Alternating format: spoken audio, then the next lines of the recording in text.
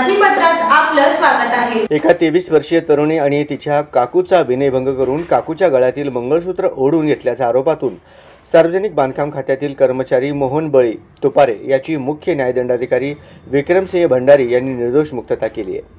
दिनांक 25 मे 2016 रोजी सकाळी 10:15 वाजण्याच्या सुमारास घरात कोणी पुरुष नसल्याचे पाहून आरोपी मोहन तुपारे यांनी मागून येऊन फिर्यादी तरुणीच्या काकूच्या अंगास झोंबाझोंबी करून तिच्या गळ्यातील मंगळसूत्र ओढून घेतले।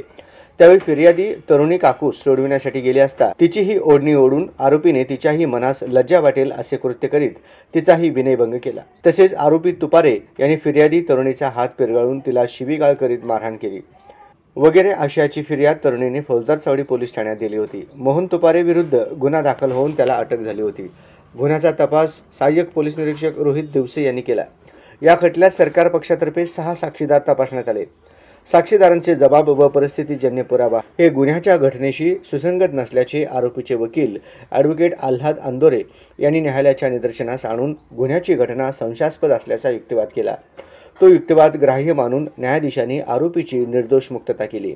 या खटल्यात आरोपीतर्फे ॲडव्होकेट आल्हाद अंदोरे, ॲडव्होकेट अथर्व अंदोरे, ॲडव्होकेट सुयश फुळुचकर यांनी काम पाहिले, तर सरकारतर्फे ॲडव्होकेट अमर डोके यांनी काम पाहिले।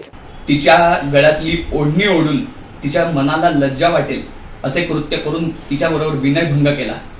त्याचबरोबर तिचा हात पिरगाळून तिला मारहाण केली, शिवीगाळ केली अशा आशयाची फिर्यादीने फौजदार चावडी पोलीस स्टेशन येथे केली होती। त्याचा तपास रोहित दिवसे यांनी केला होता।